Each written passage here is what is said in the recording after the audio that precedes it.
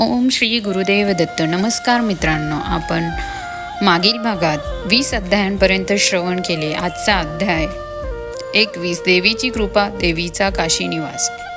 व्यास म्हणाले, युद्धक्षेत्रातून अयोध्येला गेल्यानंतर राजा इदोजिताने सुदर्शनाचा वध करण्याचा निश्चय केला. म्हणून त्याने मनोरमेचा माग काढण्याचे ठरवले. तेव्हा त्याला कळले की मनोरमा भारद्वाज आश्रमात आहे.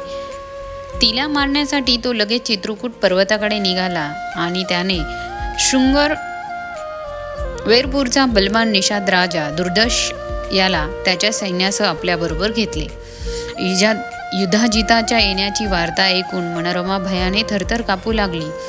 ती अश्रू भरल्या नेत्रांनी मुनिवरांकडे गेली आणि म्हणाली, मुनिवर, या दृष्ट युधाजिताने माझ्या वडिलांना मारले, आपल्या नातवासाठी राज्य बळकावले आणि आता माझ्या एकुलत्या एका मुलाचा वध करण्यासाठी तो इकडे येत आहे. आता मी काय करू, कोठे जाऊ? तिला धीर देऊन मुनी म्हणाले, मुली, तू कोठेही जाऊ नको, येथेच निर्भयपणे राहा. नंतर ते युधाजिताकडे जाऊन त्याला म्हणाले, हे नरोत्तम, तू आलास तसा परत जा. ती अत्यंत दुःखी अबला आणि तिची अबोध बालक तुझ्याकडे येणार नाही. तेव्हा तू जावेस हेच चांगले आहे. पण युधाजिताने हट्ट सोडला नाही. तेव्हा मुनी म्हणाले, तुझ्यात जर सामर्थ्य असेल तर तिला घेऊन जा. जसे वसिष्ठांकडून कामधेनूला बळाच्या जोरावर घेऊन गेले. मुनींचे हे म्हणणे ऐकून राजा युधाजिताने आपल्या वृद्ध मंत्र्याला बोलवले आणि त्याचा सल्ला विचारला. तेव्हा तो विचारी अनुभवी मंत्री म्हणाला, महाराज, आपण येथे आला, आपल्या बळाचा वापर करू नये. मुनींच्या आज्ञेप्रमाणे आपण येथून परत जाणेच योग्य आहे. राजा म्हणाला, का? यावर मंत्र्यांनी सांगितले, महाराज, प्राचीन काळी गांधीपुत्र विश्वामित्र एकदा वशिष्ठ मुनींच्या आश्रमात गेले होते. तेव्हा महर्षींनी त्यांना भोजनाचे आमंत्रण दिले. त्याप्रमाणे विश्वामित्र आपल्या सैन्यासह भोजनाला जाऊन पोहोचले. तेव्हा त्यांनी एक आश्चर्यकारक घटना पाहिली. ती म्हणजे सर्व लोकांना भोजनासाठी लागलेली सामुग्री नंदिनी गायीने पुरवली होती. सर्वजण जेवून तृप्त झाले होते. तेव्हा निघताना विश्वामित्राने वशिष्ठांजवळ नंदिनीची, त्या गायीची याचना केली. त्या बदल्यात राजा विश्वामित्र त्यांना 10,000 आणि 1,00,000 उत्तम गायी देण्यास तयार होते. वशिष्ठ मुनी म्हणाले, मी तर हिचा देण्यास तयार आहे, पण तुला हवी तर तू बळाच्या साहाय्याने घेऊन जा. तेव्हा राजाने आपल्या सेवकांना आज्ञा दिली की नंदिनीला घेऊन जा. हे पाहून नंदिनी सजल नेत्रांनी मुनींकडे पाहू लागली. आपण का बरे माझा त्याग करीत आहात? तेव्हा मुनी उत्तरले, हे दुग्धे, मी तुझा त्याग केलेला नाही आहे. तुझ्याद्वारे मी राजाचे जे आदरातिथ्य केले त्याचे फळ म्हणून राजा तुला घेऊन चालला आहे. हे ऐकून नंदिनी अतिशय क्रुद्ध झाली आणि तिने खूप मोठ्याने हंबरण्यास सुरुवात केली. तो आवाज ऐकून त्या गायीच्या शरीरातून असंख्य शस्त्रधारी दैत्य ओरडतच बाहेर पडले आणि राजाच्या सर्व सैन्यावर ते दैत्य तुटून पडले. त्यांनी त्या सैन्याचा धुव्वा उडून नंदिनीला त्याच्या तावडीतून सोडून आश्रमात परत आणले. विश्वामित्राला मग एकट्यालाच परतावे लागले. त्यांनी मनाशीच विचार केला की माझ्या शास्त्रधर्माला मी आजही बट्टा लावला. मी किती नीच कृत्य केले. माझ्यासारखा पापी दुसरा कोणी असेल का? खूप विचारानंतर त्यांनी ठरवले की ब्रह्मबलच सर्वश्रेष्ठ आहे. त्यासाठी त्यांनी तपश्चर्या करण्याचे ठरवले. म्हणून हे महाराज, आपण या तपस्व्याशी शत्रुत्व करू नका. तुमचा अविचार सोडून द्या. राजा युधाजिताने मंत्र्यांचे म्हणणे मान्य केले व तो आपल्या राजधानीस परतला. त्यानंतर राणी मनोरमेने सुटकेचा श्वास घेतला. ती आपल्या सुदर्शनासह तेथेच राहू लागली. सुदर्शन दिवसेंदिवस वाढत होता. एकदा मंत्री विद्वल आश्रमात गेले असतात एका मुनिकुमाराने त्यांना क्लीव म्हटले. हे ऐकून राजपुत्र सुदर्शन पाला मजा आली. तो या शब्दातील अद्याक्षर क्ली चा पुन्हा पुन्हा उच्चार करू लागला. आपोआपच या कामराज बीज मंत्राबद्दल त्याच्या मनात आदर उत्पन्न झाला. म्हणून तो या मंत्राचा जप करू लागला. यावेळी राजकुमार फक्त 5 वर्षाचा होता. तो खेळताना, खाताना, झोपताना सदा या मंत्राचा जप करत राहिला. 11व्या वर्षी भारद्वाज मुनींनी त्याच्यावर उपनयन संस्कार करून त्याच्याकडून वेदाध्ययन करवले. एक दिवस अचानक त्याला देवीचे दर्शन घडले. लाल वस्त्र परिधान केलेली भगवती वैष्णवी गरुडावर आरूढ होती. देवीच्या दर्शनाने राजपुत्राला खूप आनंद झाला. भगवतीने प्रसन्न होऊन त्याला धनुष्यबाण, कवच वगैरे अस्त्रबल प्रदान केले. काशीराजाची मुलगी राजकन्या शशिकला हिला कळाले की कामदेवाप्रमाणे सुंदर वीर आणि सुवर्णसंपन्न सुदर्शन नावाचा कोणी राजकुमार वनात राहतो आहे. ही बातमी कळताच तिच्या मनात त्याच्याविषयी विचारचक्र सुरू झाले. एका रात्री तिला स्वप्नात देवी भगवती जगदंबेने दर्शन देऊन सांगितले की हे राजकन्ये, सुदर्शन माझा भक्त आहे. तुला तो पती म्हणून योग्य आहे. तो माझ्या आशीर्वादाने तुझ्या सर्व मनोकामना पूर्ण करील. शशिकला हे स्वप्न पाहून खूपच आनंदित झाली. ती जास्त सुंदर दिसू लागली म्हणून काशीराज सुबाहूने तिचे स्वयंवर मांडले. सर्व ठिकाणी आमंत्रणे गेली. तेव्हा एका ब्राह्मणा हाती निरोप देऊन शशिकलेने गुप्तपणाने आपल्या वरा सुदर्शनास बोलावणे पाठवले. ब्राह्मण भारद्वाज आश्रमात जाऊन निरोप देऊन आला. सुदर्शनाकडून बातमी कळाल्यावर महर्षी भारद्वाजांनी त्याला स्वयंवरात भाग घेण्यासाठी अनुमती दिली. मनोरमा म्हणाली, हे पुत्रा, माता भुवनेश्वरी, महामाया, जगद्धात्री, सचिदानंद स्वरूपिणी तुझे कल्याण करो, तुझे रक्षण करतो. मीही तुझ्याबरोबर येते, कारण तुझ्याशिवाय मी अर्ध पळसुद्धा राहू शकत नाही. मुनींनी सुदर्शन व मनोरमेला आशीर्वाद दिले. ते तिघेही निघाले. रघुवंशी सुदर्शन रथावर आरूढ झाला आणि काशीला जाऊन पोहोचला. राजा सुबाहूने त्याचा योग्य तो आदर सत्कार करून राहण्या भोजनाची व्यवस्था केली. नंतर तेथे अनेक राजे येऊन पोहोचले. सुदाजित आणि शत्रुजित हेही आले. राजाने आपली कन्या शशिकला हिला सांगितले, कन्ये, उठ, हातात श्रेष्ठ माला घेऊन मंडपात चल आणि येथे तुला जो कोणी श्रेष्ठ गुणी, रूपवान तसेच कुलीन वाटेल तो तुझ्या मनी ठसेल त्याच्या कंठात ही वरमाला घाल. मंडपात देशोदेशीचे राजे आलेले होते. त्यांना पाहून घे आणि जो कोणी तुला पसंत पडेल त्याला पती म्हणून तू निवड कर. वडिलांचे हे बोलणे ऐकून शशिकला त्यांना म्हणाली, हे तात, मी त्या राजासमोर जाऊ शकत नाही, कारण शास्त्रात सांगितले आहे की स्त्रीने फक्त आपल्या पतीचेच मुखदर्शन करावे. अनेक पुरुषांपुढे जाणाऱ्या स्त्रीचे सतीत्व नष्ट होते. मी तर सुदर्शनालाच पती रूपात स्थान दिले आहे, त्यामुळे अन्य कुणाची कामना मी करत नाही. आपण माझे शुभ चिंततात तर मला सुदर्शनाला दान करा. कन्येचा विचार समजताच सुबाहूने आलेल्या राजांना सांगितले, आपण आपल्या शिबिरात जावे. मी उद्या माझ्या कन्येचा विवाह करीत आहे. उद्या ह्याच वेळी आपण सर्वजण मंडपात यावे. सर्व राजे मग आपापल्या शिबिरात परतले. राजा सुबाहूने आपल्या आप्तांसमवेत विवाहाच्या तयारीला सुरुवात केली. भटजींना बोलवून तसेच सुदर्शनालाही बोलवून त्यांनी त्याचे पूजन केले. त्याला आसन, आचमनीय जल, वस्त्र, जोडी, कुंडले आणि गाय देऊन विधपूर्वक कन्यादान केले. मृदू तसेच रुचकर भोजन, योग्य हुंडा देऊन त्याने विवाह योग्य प्रकारे करून दिला. राजाला बातमी कळाली की बरेचसे राजे सुदर्शनाचा रस्ता अडून उभे आहे.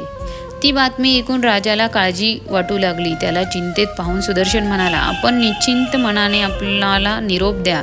आमच्या वाटेत आम्हाला कोणतेही भय नाही. आम्ही त्या पवित्र भारद्वाज आश्रमातच जाऊन राहायचे ठरवले आहे. आपण त्या राजाचे भय मनातून काढून टाकावे, कारण जगतमाता भवानी माझी काळजी घेईल. तिच्यावर संपूर्ण विश्वास ठेवा. आपल्या जावयाचे हे बोलणं ऐकून राजा सुबाहूने त्याला बरेचसे धन देऊन त्याची पाठवणी केली. परंतु काळजी वाटत असल्यामुळे आपल्याबरोबर मोठे सैन्य घेऊन ते त्याच्या पाठोपाठ जाऊ लागले. समोर असलेली अन्य राजांची विशाल सेना पाहून त्याने भगवती शिवादेवीचे मनातले मनात ध्यान व जप सुरू केला. सुदर्शनही आपल्या पत्नीसह एका अक्षरात्मक कामराज महामंत्राचा जप करू लागला. सर्व राजे आता कोतहाल माजून त्या राजकुमारीचे अपहरण करण्यासाठी तयार होते. त्याचवेळी सिंहावर बसलेली भगवती अचानक प्रकट झाली. तिच्याजवळ निरनिराळी शस्त्रास्त्रे तयार होती. तिने दिव्य वस्त्र धारण केलेले होते. गळ्यात मंदारमाला तिने घातलेली होती. देवी अचानक प्रकट झाल्यामुळे शत्रू राजे विस्मित झाले. भगवतीला पाहून सुदर्शन सुबाहूला म्हणाला, हे पहा महाराज, भवानी दाद्र दृष्टीने आपल्या मदतीला धावली आहे. मी तसा निर्भयच होतो, पण आता तर मला किंचितही भयाचे कारण नाही आहे, कारण आपल्या सेनापतीला पुढे होऊन मार्ग क्रमवण्यास सांगितले.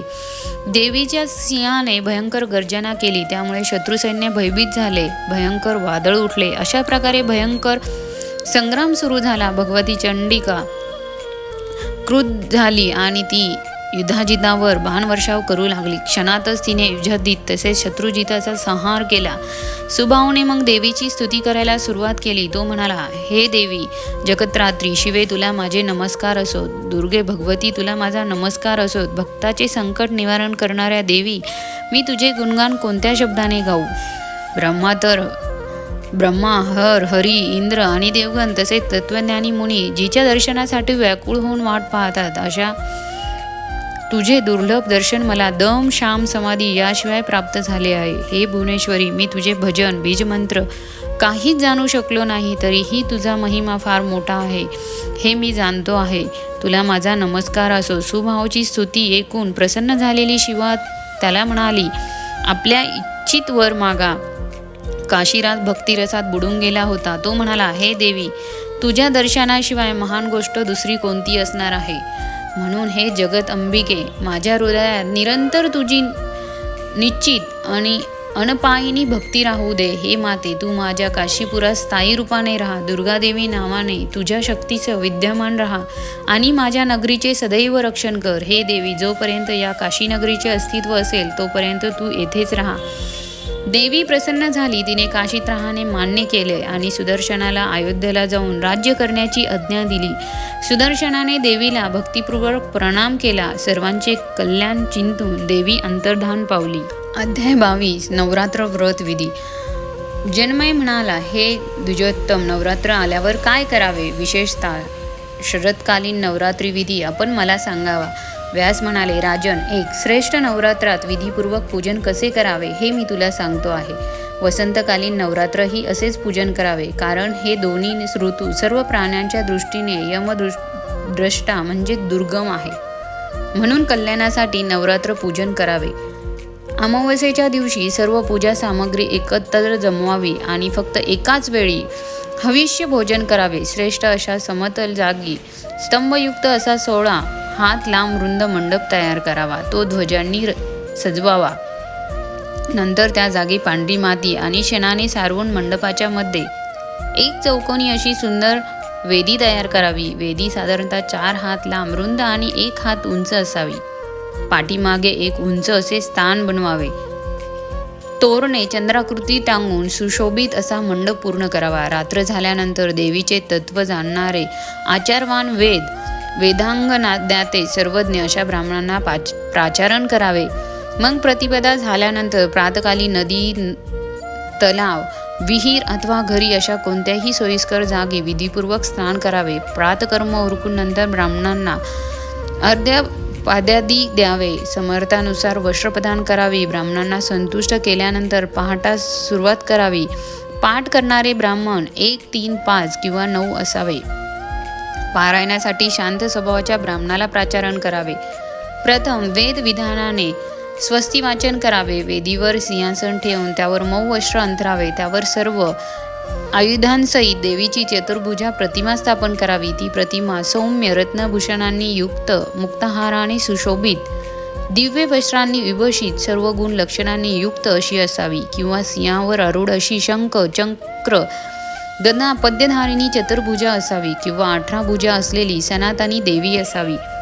प्रतिमा नसेल तर वेदीवर नववर्ण रंगाने युक्त दुर्गादेवीची स्थापना करावी. पीठ पूजेकरिता देवीच्या दक्षिणेला कलश स्थापित करावा. तो कलश पंचपल्लवांनी संपन्न आणि वेदमंत्रांनी सुसंस्कृत करावा. त्यात श्रेष्ठ असे तीर्थजल भरावे. एखादे रत्न किंवा स्वर्णही त्यात टाकावे. मंगलचरणासाठी गायन वादनाची व्यवस्था करावी. हस्त नक्षत्राने युक्त असलेल्या प्रतिपदाला केलेले पूजन श्रेष्ठ मानले गेले आहे. प्रथम संकल्प आणि नंतर देवीचे पूजन करावे. शक्य असल्यास त्या दिवशी उपवास करावा, नाहीतर रात्रीच फक्त भोजन करावे. पूजा करण्याआधी देवीला निवेदन करावे, हे जगदंबे, मी श्रेष्ठ नवरात्र व्रत करतो आहे. तू या कार्यात मला मदत कर. व्रतकाली नियमपालन करावे. विधिवत मंत्र उच्चारणाबरोबर पूजन करावे. चंदन, अगरबत्ती, कपूर, सुगंधित पुष्पे, मंदार, करंडा, अशोक, मोगरा, करवीर, मालती, ब्राह्मी यातील मिळतील ती फुले तसेच बेलपत्र व्हावे. धूप दीप विधानपूर्वक अर्पित करावे. नारळ, केळी, डाळिंबे, संत्री, फणस, बेलफळ इत्यादी देवीला अर्पण करावे. नंतर भक्तिभावाने अन्नदान करावे. नेहमी जमिनीवर शयन करावे. कुमारिकांचे पूजन करावे. त्यांना वस्त्रालंकार प्रदान करून अमृतमय भोजन द्यावे. रोज एका कन्याचे पूजन किंवा रोज 1 वाढीव संख्येने किंवा रोज 9 कन्यांचे पूजन करावे. आपल्या कुवतीप्रमाणे दान करावे. धन असताना कृपणता करू नये. हे राजन, 1 वर्ष किंवा 2 वर्षाची कन्या कुमारिका, 3 वर्षाची कालिका, 7 वर्षाची चंडिका, 8 वर्षाची शांभवी, 9 वर्षाची आणि 10 वर्षाची सुभद्रा मानली जाते. 10 वर्षे पुढील कन्येला पूजनासाठी मात्र वर्ज्य मानले जाते. कुमारिका पूजनाने सर्व मनोकामना पूर्ण होतात. श्रीरस्तु या मंत्राने किंवा अन्य कोणत्याही देवी मंत्राने पूजन करते वेळी श्रीने सुरुवात करावी. जी देवी कुमार कार्तिकेच्या गूढ तत्वाची लीलापूर्वक रचना करते आणि ब्रह्मांदी देवांना उत्पन्न करते, त्या कुमारी देवीचे पूजन करतो आहे. ह्या मंत्राने कुमारिकेचे पूजन करावे. जी देवी सत्वादी गुणांची त्रिमूर्तीद्वारा नाना रूपिणी असते आणि जी तिन्ही काळात व्याप्त अशी शक्ती असते, त्या मूर्तीचे मी पूजन करतो. ती सर्व प्राण्यांच्या पूर्वजन्मीच्या संचिताचे बीजारोपण करते. मी त्या रोहिणीचे पूजन करतो. जर नवरात्राचे 9 दिवस पूजा करणे शक्य नसेल तर त्याने विशेषतः अष्टमीला देवीचे पूजन करावे. कारण दक्ष यज्ञाचा विध्वंस करणारी भद्रकाली अष्टमीलाच प्रगट झाली होती. 9 दिवस उपवास करणे शक्य नसेल तर त्याने 3 दिवस उपवास करावा. भक्तिभावाने सप्तमी, अष्टमी आणि नवमीच्या रात्री भगवती पूजन केल्याने ही सर्व अभिष्ट फल प्राप्त होते. वनवासी रामाने आपली पत्नी सीता हिचे जेव्हा रावणाकडून हरण झाले तेव्हा किष्किंधा पर्वतावर नवरात्र व्रताचे अनुष्ठान केले होते. अध्याय 23. रामाला नवरात्र व्रत कथन. व्यास म्हणाले, सीता विरहाने दुःखी असा राम एकदा लक्ष्मणाला म्हणाला, हे बंधू, जर सीतेचा शोध लागला नाही तर तिच्याशिवाय मी जगू शकणार नाही. तिच्याशिवाय अयोध्येलाही परतणार नाही. राज्य गेले, वनवास मात्र प्राप्त झाला, पित्याचा मृत्यू झाला, आता सीतेचेही हरण झाले. देव मला दुःख देता देता कोण जाणे कोठे घेऊन जाणार आहे. दुःखी रामाला धीर देऊन त्याचे सांत्वन करण्यासाठी लक्ष्मण म्हणाला, हे महाभाव, भीतीचा तुम्ही त्याग करा, धैर्य धारण करा. मी त्या राक्षसाला मारून सीतेला घेऊन येतो. संपदा आणि आपदा दोन्ही वेळी समान भाव असणारे पुरुषच धैर्यवान म्हणून ओळखले जातात. तुच्छ विचारांचे पुरुष दुःखाचे कष्ट मनाला लावून घेतात. संयोग आणि वियोग तर दैवाधीन आहे. जर देह आणि आत्मा वेगवेगळे आहेत तर देहासाठी शोक का करावा. हे बंधू, जर आवश्यकता वाटली तर भरत शत्रू गणाच्या सैन्याला बोलवून घेऊन शत्रू नष्ट करीन. वृथा शोक का करता. तसे पाहिले तरी मी एकटा सुद्धा सर्व दैत्याचे हनन करण्यास समर्थ आहे. आपल्यासारखा धैर्यवान बंधू असताना रावणाला मारणे काय मोठी अवघड गोष्ट नाही आहे.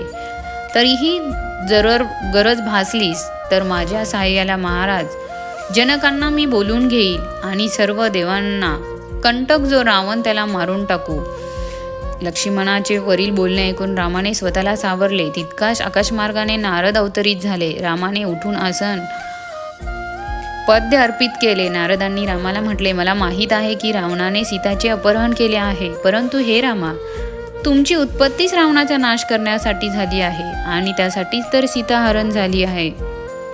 म्हणून हे महाभाव, धैर्याने काम कर. सती धर्माचे पालन करणारी सीता आपलेच चिंतन करीत लंकेत राहिली आहे. इंद्राने एका पात्रात कामधेनूचे दूध घालून हे पात्र सीतेकडे दिले. ते अमृतासारखे दूध पिऊन सीता भूक तहान यापासून मुक्त झाली आहे. मी स्वतः तिला पाहून आलो आहे. आता मी अगदी निर्भय अशी आहे. हे राघवा, आता तू रावणाच्या नाशासाठी नवरात्र व्रत कर, उपवास, देवी पूजन, जप, होम इत्यादी सर्व विधी मी तुझ्याकडे करून घेईन. या व्रतासाठी आचार्य मीच होतो. रामाने मग अश्विन मास आल्यावर नवरात्र व्रत यथासांग पूर्ण केले. त्याच्या भक्तीत प्रसन्न होऊन त्या प्रवर्षण पर्वता शिखरावर देवी अंबिका प्रगट झाली. मेघगर्जनेसारखा गंभीर वाणीने ती म्हणाली, हे रामा, हे महाभाव, मी तुझ्या भक्तिभावाने प्रसन्न झाले आहे. तुझे मनोरथ पूर्ण होईल. देवांच्या अंशापासून उत्पन्न झालेले शक्तिमान वानर तुला सर्वोपरी मदत करतील. तू यशस्वी हो. असे बोलून देवी अंतर्धान पावली. अध्याय 24. आदितीला शाप. जन्मय म्हणाला, हे मुनिश्रेष्ठ, आपण सर्व ज्ञानाचे भांडार आहात. आपल्यामुळेच माझ्या कुलाची वृद्धी झाली आहे. मी असे ऐकले आहे की शूरसेनेचा मुलगा वसुदेव यांच्या पोटी विष्णूने अवतार घेतला होता. वसुदेव धर्मात्मा असूनही त्यांना कारावास भोगावा लागला. असे का झाले? व्यास म्हणाले, जन्मय भगवान विष्णू तर रथाच्या चाकाप्रमाणे पुन्हा पुन्हा अवतार घेत राहिले आहेत. त्यांनी यदुकुलात अवतार घेतला होता. त्या श्रीकृष्णाच्या अवतरणाची गाथा मी तुला सांगतो आहे. वसुदेव हे महर्षी कश्यपांच्या वंशात जन्माला आले होते. त्यांनी पूर्वजन्मीच्या शापामुळे गोपालन करावे लागले. त्यांना कश्यपाच्या आदिती आणि दिती अशा 2 पत्नी होत्या. त्या दोघींनाही शापामुळे पृथ्वीवर जन्म घ्यावा लागला होता. त्या रोहिणी आणि देवकीच्या रूपात या पृथ्वीवर निर्माण झाल्या. त्यांना वरुणाने शाप देऊन पृथ्वीवर पाठवले. जन्मय म्हणाला, महर्षी कश्यपांकडून असे कोणते पाप घडले होते की ज्यामुळे त्यांना पत्नीसहित शापित व्हावे लागले? व्यास म्हणाले, हे जन्मय, वसुदेव तसेच देवकी व रोहिणी यांना अवतार घेऊन या पृथ्वीवर का यावे लागले? तर मग लक्षपूर्वक ऐक. एकदा वरुण देवाकडून महर्षी कश्यपांनी यज्ञकार्यासाठी कामधेनू मागून आणली. यज्ञ संपन्न झाल्यानंतर वरुणाने गाय परत करण्याबद्दल खूप वेळा कश्यप मुनींना सांगितले, पण कश्यपांनी ती परत केली नाही. तेव्हा वरुण ब्रह्मदेवाकडे जाऊन सांगू लागले की कश्यप इतके मदोन्मत्त झाले आहे की त्यांनी यज्ञासाठी नेलेली कामधेनू अजून आणून परत दिली नाही. त्यामुळे मी त्यांना शाप दिला आहे की मनुष्य रूपात जन्म घेऊन तेथे गोपालन करीत राहाल. तिकडे तुमच्या दोन्ही पत्नी नाना प्रकारची दुःखे भोगत जीवन कंठतील. तसेच आदितीला बालक मृत्यू होण्याचे दुःख भोगावे लागून तिला कारागृहात दुःखात राहावे लागेल. वरुणाची शापवाणी ऐकून ब्रह्मदेवाने आपला मुलगा कश्यपेला बोलावून घेतले आणि तैने लोकपालाचा अपराध केला असल्याची खात्री करून घेतली व नंतर स्वतःही त्याला पत्नीसह पृथ्वीवर जन्म घेऊन गोपाल होऊन राहण्याचा शाप दिला. अशा तऱ्हेने वरुण आणि ब्रह्मदेव दोघांच्या शापामुळे कश्यपाला पृथ्वीवर जाऊन राहावे लागले. त्याच वेळी कश्यप पत्नी दिती हिने आपली बहीण इंद्राची आई आदिती हिला शाप दिला. जन्मय म्हणाला, आदितीने आपल्या बहिणीला शाप देण्याचे कारण होते. व्यास म्हणाले, महर्षी कश्यपांच्या या दोन्ही प्रिय पत्नी म्हणजे दक्ष प्रजापतीच्या कन्या होत्या. जेव्हा आदितीला इंद्रसारखा सुंदर पराक्रमी मुलगा झाला तेव्हा आदितीलाही असाच मुलगा आपणाला हवसावा असं वाटत होते आणि तेव्हा तिला मुलगा होण्याची चिन्हे दिसू लागली. तेव्हा आदिती आणि तिचा मुलगा इंद्र दोघांनी संगनमत करून तिच्या गर्भाचे प्रथम 7 आणि नंतर 49 तुकडे करून टाकले. ही गोष्ट कळल्यानंतर दिती अतिशय दुःखित झाली आणि तिने इंद्राला शाप दिला की माझ्या अब्रकाला तू जसे कपटाने मारलेस तसे तुझे राज्यही जाईल आणि तुझ्या पापिनी आईने आदितीने जसे माझ्या गर्भाचे तुकडे तुकडे करले तसेच तिची मुलेही होऊन मरतील आणि कारागृहात राहून तिला पुत्र शोकाने व्याकुळ व्हावे लागेल. अन्य जन्मातही ती मृत संतानच प्राप्त करील. ही गोष्ट जेव्हा कश्यपांना कळली तेव्हा ते दितीच्या सात्वनासाठी म्हणाले, हे कल्याणी, तू क्रोध सोडून दे. तुझे पुत्र महाबलवान होतील. तुझ्या खंडित गर्भापासून 49 मरुद्गण होतील. ते सर्व देव तसेच इंद्राचेही मित्र बनतील. तसेच तू दिलेला शापही 28व्या मंतराच्या द्वापार युगात खरा होईल. मनुष्य जन्म घेऊन आदितीला आपल्या कर्माचे फळ भोगावे लागेल, कारण वरुणानेही तिला शाप दिला आहे. व्यास म्हणाले, हे राजन, अशा प्रकारे आदितीला जन्म घेऊन देवकीच्या रूपाने पापाचे फळ भोगावे लागले. अध्याय 25. नर नारायणाद्वारे तपश्चर्या. प्रल्हादाचे नैमिषारण्यात गमन. प्रल्हादाचे नारायणाशी युद्ध. राजा जन्मय म्हणाला, हे मुनिवर, हा संसार म्हणजे पापांनी भरलेला आहे. तेव्हा याच्या बंधनातून मुक्त होण्याचा मार्ग काय? व्यास म्हणाले, हे राजेंद्रा, हे स्तरावर जंगनात्मक संपूर्ण विश्व राग, द्वेष आणि यांनी आवृत्त आहे. धर्मात स्थिर राहण्याचे कारण ही वासनाच आहे. परंतु वासने जेव्हा मलिनतेचा समावेश असतो तेव्हा धर्मसुद्धा मलिन होऊ लागतो. मलिन वासना निश्चितच धर्माचा नाश करणारी असते. उत्पत्तीच्या वेळी ब्रह्मदेवाच्या हृदयापासून धर्म नावाच्या पुत्राची उत्पत्ती झाली. तो सत्यवादी आणि वैदिक धर्म मानणारा होता. त्याने दक्ष प्रजापतीच्या 10 कन्यांशी विवाह केला. त्याला 4 मुलगे होते, ते म्हणजे हरी, कृष्ण, नर व नारायण. त्यापैकी नर व नारायणनी हिमालयातील बद्रिका आश्रमात जाऊन उग्र तपश्चर्या सुरू केली. इंद्राने जेव्हा पाहिले की त्या दोघांचे तपोबल वाढत आहे तेव्हा त्याने निरनिराळ्या तऱ्यांनी या दोघांना तपापासून विचलित करण्याचे प्रयत्न केले. पण नर आणि नारायण दोघेही त्याला बदले नाही. स्वर्गातून इंद्राने पाठवलेल्या त्या 16,000 अप्सरांकडून स्वतःला वाचवण्याची नारायणाला क्रोध सोडून शांतीचा आश्रय मनात घ्यावा लागला. त्याने विचार केला की अहंकाराने दुःख प्राप्त होते आणि हेच धर्माचे मूळ कापून टाकणारे आहे. धर्माचा अपव्यय करून वेळ घालविला तर तो व्यर्थ आहे. तसेच क्रोध हा संताप उत्पन्न करणारा घोर शत्रू आहे. म्हणून काम आणि लोभ यांच्यापासून महाभयंकर असा क्रोध ज्याला वश झालेला नाही प्राणी हिंसा सुद्धा करू शकतो, अशा या क्रोधाला मनातून हटवण्यासाठी शांतीचाच आश्रय मनाने घ्यावा, हे शहाणपणाचे आहे. राजा जनमेज म्हणाला, व्यासमुनी, प्रल्हादासारख्या शांत स्वभावाच्या दैत्यराजाने या दोघांशी युद्ध का केले बरं? व्यास म्हणाले, भगवान नृसिंहाने प्रल्हादाला पाताळ लोकांचा शासक नियुक्त केले, तेव्हा तेथे व्यवस्थित राज्य करू लागला. एके दिवशी महर्षी भृगूचे पुत्र च्वयन नर्मदा नदीच्या पात्रात स्नान करण्यासाठी व्यायी श्रुतीवर तीर्थात उतरले. तेव्हा एका भयंकर सर्पाने त्यांना पकडून पाताळात नेले. महर्षींनी विष्णूचे चिंतन केले, त्यामुळे त्या सर्पाच्या बंधनातून मुक्त झाले. त्यांना काही कष्ट होऊ लागले नाहीत. उलट नागकन्यांनी त्यांचे पूजन केले, तेथेच ते राहू लागले. एकदा दैत्यराज प्रल्हादाने त्यांना पाहिले, तेव्हा पाताळात येण्याचे कारण त्यांना विचारले. ते म्हणाले, नर्मदेत स्नानाला उतरलो तेव्हा एका सर्पाने मला पकडले व पाताळात आणले. भगवान विष्णूचे स्मरण करतात सर्प निर्विष झाला. त्याने मला सोडून दिले, त्यामुळे मला आपले दर्शन घडले. च्वयन ऋषींचे बोलणे ऐकून प्रल्हाद प्रसन्न झाला आणि त्याने विविध तीर्थाविषयी ऋषींना माहिती विचारली. पृथ्वी, पाताळ आणि आकाशातील पुण्यतीर्थ कोणकोणती आहेत? च्वयन म्हणाले, ज्याचे मन, वाणी आणि कर्म शुद्ध असते त्याच्यासाठी पावलागणिक तीर्थ 1000 असतात. मलिन मन असेल तर अशांना गंगेचे पाणीही तुच्छ वाटते. म्हणून प्रथम मन शुद्ध निष्पाप होणे आवश्यक आहे, मग सर्व तीर्थ पुनीत होतात. तीर्थात प्रमुख तीर्थ आहे नैमिषारण्य, नंतर चक्रतीर्थ, तिसरे पुष्कर तीर्थ. पृथ्वीवर यांच्या व्यतिरिक्त असंख्य तीर्थ आहेत. प्रल्हादाला ही माहिती ऐकून आनंद झाला आणि तो आपल्या दैत्य मित्रांसह नैमिषारण्याकडे पुंडरीकाक्ष अच्युत्य भगवानाच्या दर्शनासाठी च्वयन ऋषींबरोबर निघाला. नैमिषारण्यात सरस्वतीच्या पवित्र जलात अशा अनेक ठिकाणी जाऊन तेथे स्नान करून पुढे जात असताना वाटेत वटवृक्षाखाली प्रल्हादाला 2 तपस्वी नर नारायण दिसले. त्यांच्याजवळ उत्तमोत्तम धनुष्यबाणादी आयुधे पाहून प्रल्हादाला आश्चर्य वाटले.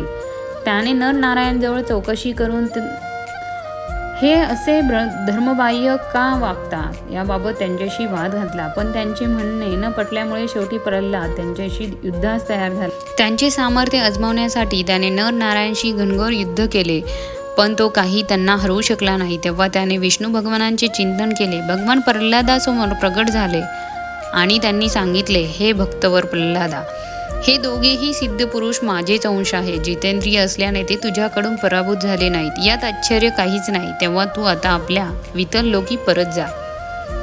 विष्णूची आज्ञा मानून प्रल्हाद परत आपल्या राज्यात पाताळात निघून गेला. शुक्राचार्यांच्या मातेचा वध. अध्याय 26. राजा जनमेज म्हणाला, ही कथा ऐकून मनात येते की नरनारायण भगवान विष्णूचेच अवतार होते.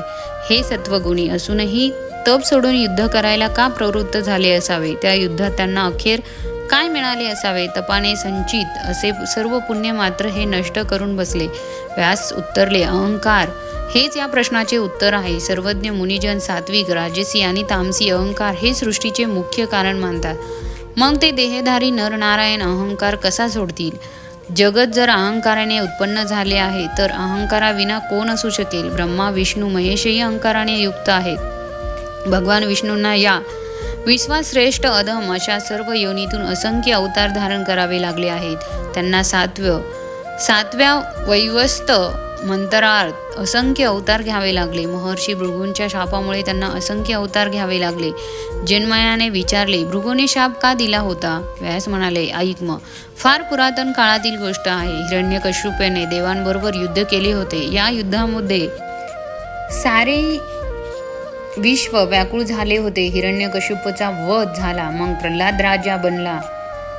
प्रल्हादही देवांना त्रास देऊ लागला, म्हणून इंद्राचे प्रल्हादाबरोबर युद्ध झाले. हे फार घनघोर झाले आणि त्यात प्रल्हादाला अपयश आले.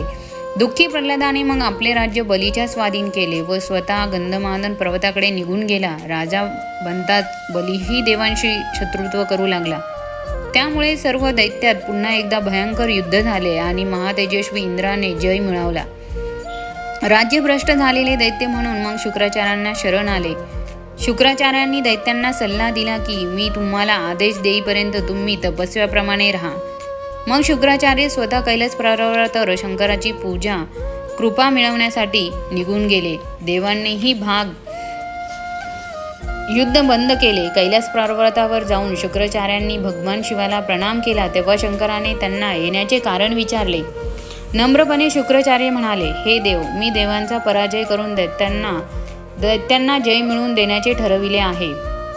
त्यासाठी मला असे मंत्र आपणाकडून प्राप्त करून घ्यायचे आहे की जे बृहस्पतीलाही माहीत नाही. त्यासाठी मी काय करावे? शंकर म्हणाले, शीर्षासन करून कण धूम्र रुई सेवन करण्याचे तप केलेस म्हणजेच तुला मंत्रप्राप्ती होईल. त्याप्रमाणे शुक्राचार्यांनी कण धूम्र सेवन करून शीर्षानास्त राहून तप केले. शुक्राचार्यांचे हे व्रत जेव्हा देवांना कळाले तेव्हा युद्धबंदीचे दैत्यांचे रहस्य देवांच्या लक्षात आले. म्हणून त्यांनी दैत्यावर चढाई केली.